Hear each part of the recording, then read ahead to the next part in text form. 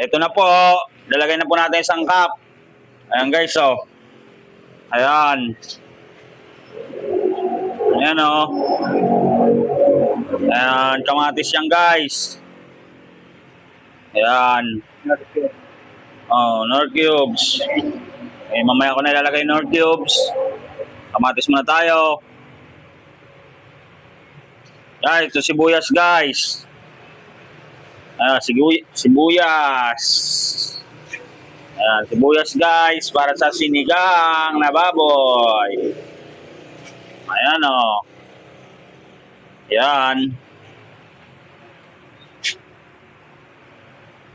Guys. Ayan o. Oh.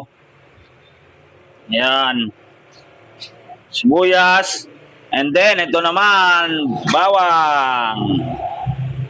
Ayan, bawang. Siyempre, hindi natin malilimutan, guys. Ito, guys, oh. Cubes. Knorr cubes. Ayan, guys, lagay ko na. Ayan. Ayan, guys. Okay, nagustuhan nyo po. Kunting tulong lang at paki-share. At comments. And likes. Yun lang po. Maraming salamat.